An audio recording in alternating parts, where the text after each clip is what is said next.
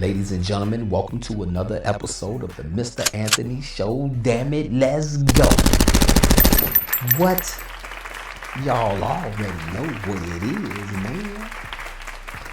I appreciate y'all tuning in once again to another episode. Before we get started, you know we gonna get rolling and start with the love for the people. Cause it ain't about me, it's about y'all. And without y'all, there's no me. So please keep showing the love and support like y'all have been doing. Please like, subscribe, turn on them notifications, and definitely share it with your people. Even if you don't like them, share it with them anyway. Because we want to get this in the face and in the ears of any and everyone possible.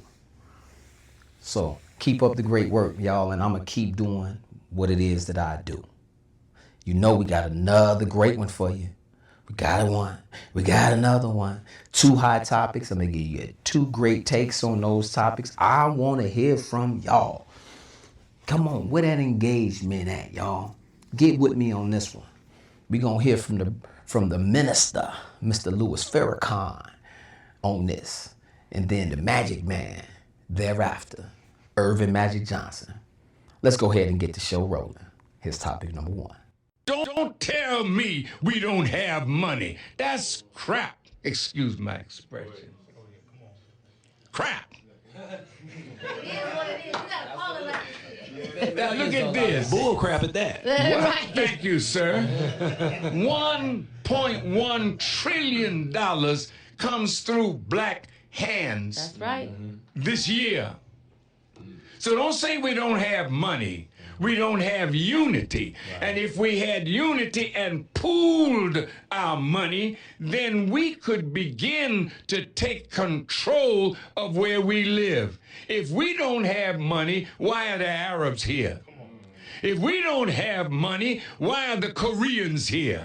If we don't have money, why is every immigrant that comes to America find their way into the black community to build their empire, their American dream on the black nightmare?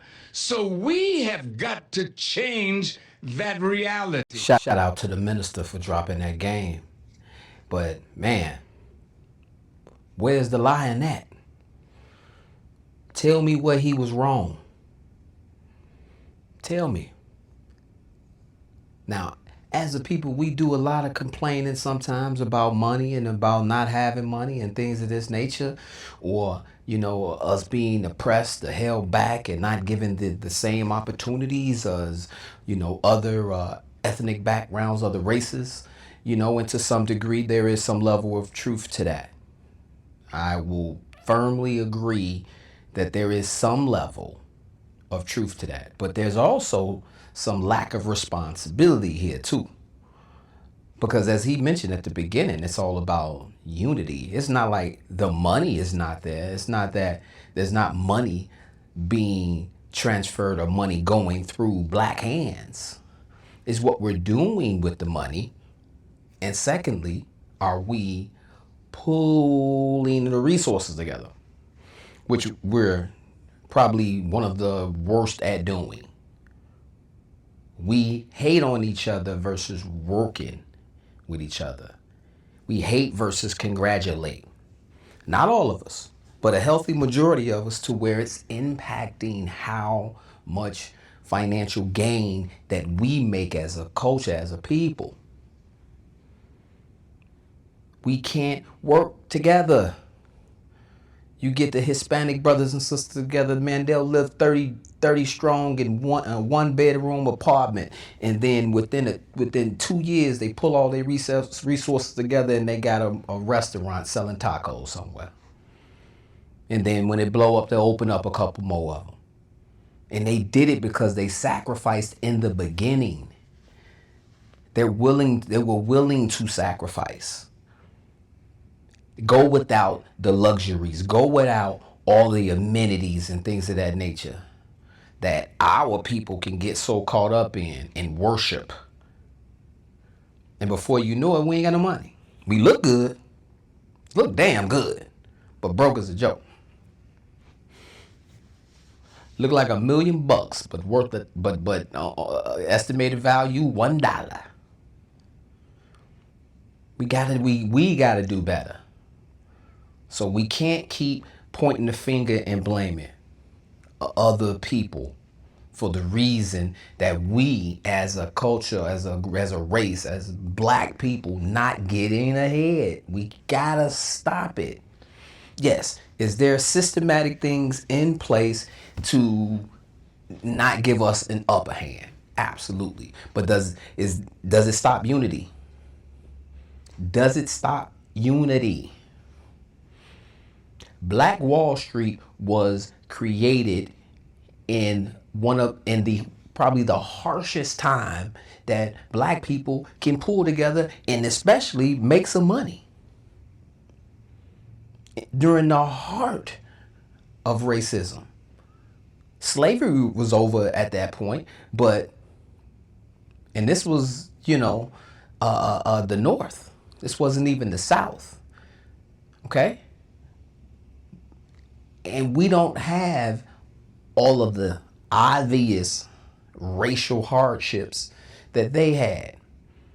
It's very subliminal. It's low key. Some of it is blatant, but some of it is hidden in laws, right? Systematic racism. So yes, there are things in place that helps, or prevents us from moving forward, having certain types of resources in order to invest or get loans from certain banks and things of that nature. It's a lot of red tape. It's a lot of things in there. Absolutely, not denying it. But that doesn't stop us from uniting and coming together as one group of people, pull our money together and make some stuff happen, man. We can do this. It can be done. It can be done. You see what they're doing with all of the black millionaires and billionaires. They coming for them. They coming for them. They'll cook up whatever they need to, Rico on this, Chico on that, Pico de Gallo. I mean, all the O's. They got every eco you can think of. You know what I mean? They coming for our people who got the money and the resources that can invest. Come and say, all right, look, I'm going to pull y'all together. I'm going to pull this group of people together. I'm going to use some of these billions I got, and we finna build our own Black Wall Street again. Right? It's doable. But we got to stop pointing the finger, blaming this person, that person, this person, that person. Look in the damn mirror, take ownership, be accountable for our own actions. Stop hating on the next person, male or female. Let's pull our resources together and make some things happen. The minister said that you go into any black neighborhood and you gonna find another race in the convenience stores, in the gas stations, in the liquor stores. Building their wealth. What did he say? Building their American dream off the black nightmare. Ooh, that's heavy. Building their American dream off of the black nightmare, y'all. Did you hear that? That's heavy. That's heavy. Because it's true. If you living in the inner city right now, tell me your local store ain't ran by someone other than a black person. You can probably count on one hand how many black people own businesses in the black neighborhood. And if we do have businesses in the black neighborhood, my people, stop asking for discounts. Pay the rate. Quit looking for discounts. Family members, don't come in there looking for no discount. Pay the rate. That's how you keep the damn doors open. I can guarantee you some of the other nationalities, when they got their businesses in Chinatown and the different places, especially here in Chicago. I mean, we got cultural towns. You know what I'm saying? Chinatown, you got. I mean, Ukraine village. We got tons of different areas that are heavily populated with one particular race. And they have businesses in their neighborhood that they run. But not too many in the black neighborhoods. Nope. We allow other races to come into our neighborhoods and benefit off of us. And 9 times out of 10, they selling us some bullshit that ain't good for us. Flaming hots in the bag with salty ass nacho cheese and salty ass ground beef up in there. Kids eating that shit in the morning on the way to school. Nonetheless, we control our neighborhoods. We can have control of how the money flows in our neighborhoods. We just need to stop fucking up our neighborhoods and invest in our neighborhoods. Stop taking from the neighborhood and start giving back to the neighborhood. That's where we go wrong. And then we can't get together. We can't unite. We can't start a business with each other without breaking up over money. You know, come on. This is well overdue. It's time. It's time for us to stop hating on each other, and it's time for us to start building black wealth at a higher level than what it is. It should not just be for a chosen few. We can control that. We don't have to go through blood sacrifices and all of that shit because we want to be at certain tables with certain types of people. We create our own table. The hell with their table. Let's create one. And once we create one, we choose who eat at our table. We choose that. You feel me? So let's get together, black people. Let's start doing better. Let's stop hating on each other and let's join forces so that we can create some real black wealth for everyone and not just the chosen few. Man. Whew, I could talk about that one all day, but let's keep it moving, y'all. Here's topic number 2. Your family, don't hire your family unless they got expertise. And I'm serious. The number one downfall to minority-owned businesses is they hire their family that don't have the expertise. Nobody not saying not give them a job, but you can't give them this job. And I'm being serious with you. I pay my family to stay away. You don't have to come in, there's a check right there. Stay home, you cool. I know, look 'em, Vic, here you go. Don't worry about it. I'm serious. Because what'll happen is they're gonna lean on you and say, you're supposed to be there at 9, or I woke up late, I'm there at 11. Because they're a family member. They can get away with that, they think, right? But listen, you can be very successful. You gotta believe in yourself and make sure there's high demand for what you're going to. Man, y'all give it up to Magic, man. Mr. Irvin Magic Johnson, one of the best to ever do it on the court. You feel me?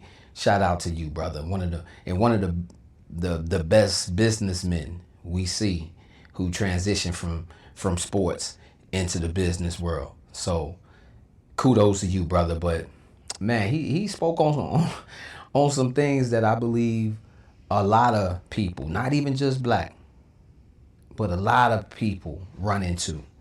Because who's not guilty of wanting to put your family on? Who's not guilty of that? Who's not guilty of coming up with an idea and the first group of people you go to be your family members? At least once you've done it. At least once. And it ain't necessarily got to be about a business opportunity, but something where you relied on them, right? And you chose them for a particular task, right? And what he talked about happened. They didn't fall through. They didn't come through. But in this case, we're talking about business. So he said never hire your family members. He pay his family members to stay away. He paid them to not come to work. Here's your check. You good. Don't worry about it. Now, in all fairness, he did say don't hire them if they don't have an expertise. right? So I agree with that to a certain level also, because people who may not have an expertise don't mean they can't learn it, right? So if you want them to be in position and they don't know what they're doing, then you show them how to do it. That's if you know. That's if you know.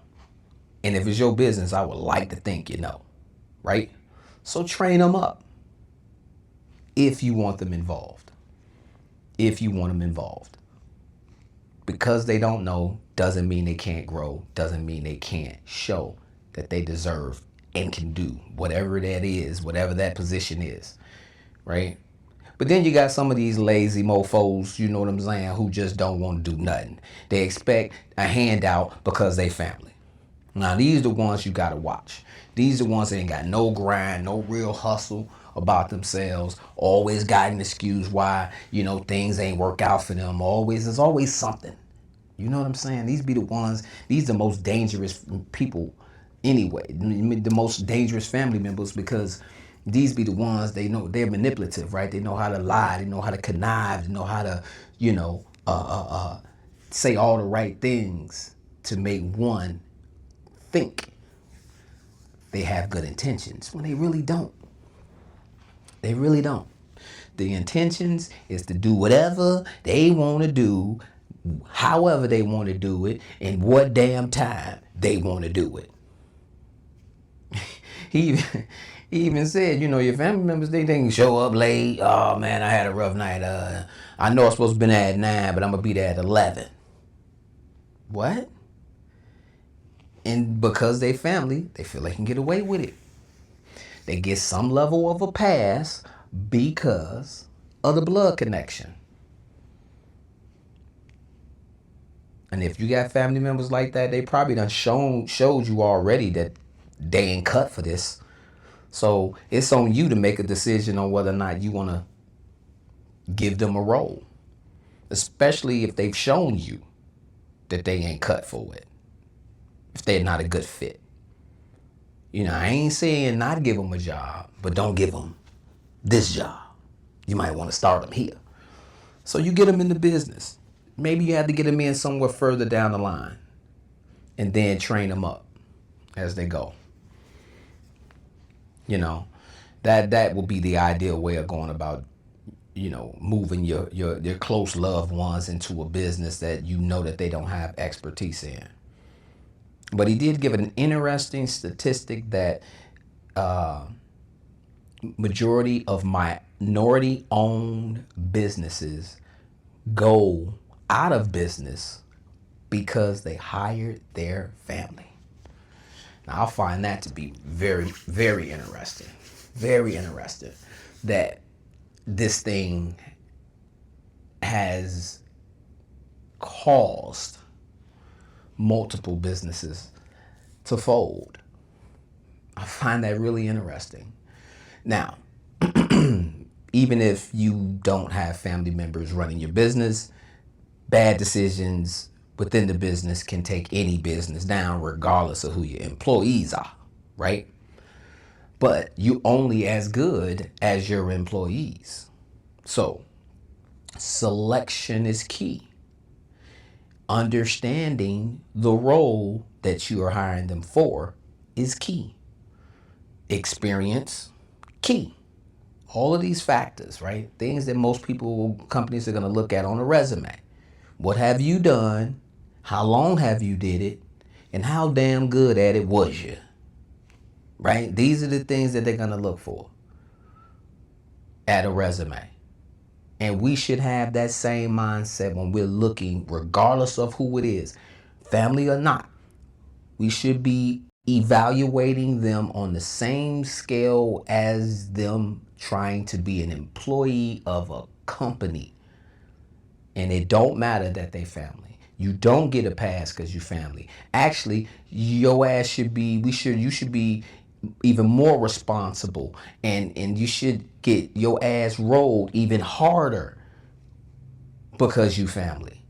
Now the expectations are higher, and you're getting paid a wage, so you're still need to be doing that. And you ain't gonna run up in the job that you was working before you started working for the family company talking about, yeah, I know I needed to be here at 9, but I decided to come at 11. I'm hungover or some off the wall crap like that. You're not gonna pull that on them.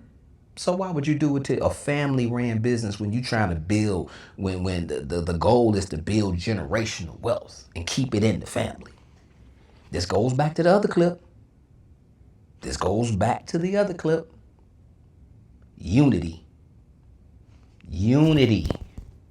How can we grow if we can't unite and win together? It takes a village, man, in everything, including business.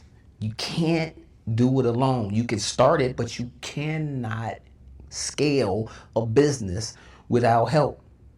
And you need trustworthy help. And why can't that be the family? You'll trust them a little bit more, hopefully. Shit. But who wouldn't want that to be the case? Who wouldn't want to keep it all in-house? Who wouldn't want that?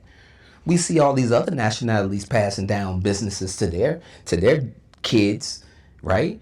They're not passing it down to the employee of the month. They passing that shit down right to their family members, their immediate family, or somebody with the same blood. It can be done. It can be done. We just gotta get our shit together. Stop all the hating, the procrastinating, the debating, all of that. Just cut it all out. Let's start making big things happen. Because there's no reason why there's not more black-owned businesses in the world. They getting all our money. All these other companies ran by non-black people. Why we not patronizing our own people more? Some people do it. This is not an attack on all. No. I go to Walmart like everybody else. We know Walmart ain't owned by a black man or a black woman or a black person in general. We know this. We work there, but we don't own shit, right? So it ain't like I'm sitting here saying that, we're not going to patronize other companies, but at the same time, we need to do more of patronizing people who look like us. Unity, baby. This is how we get over the hump. This is how we do it. Let's take examples from the other nationalities, the other races. Look at what they're doing in reference to uniting and mimic that and implement it into our daily way of doing things. But man, I appreciate y'all tuning in to another episode of the Mr. Anthony Show. And man, please keep tuning in, y'all. I appreciate everything y'all do. Keep liking, subscribing, and make sure you turn on them notifications so y'all know when the Mr. Anthony Show drops. And before I go, you already know, always start and end with the love for the people. Because it's about y'all, not about me. Until the next episode, y'all be blessed.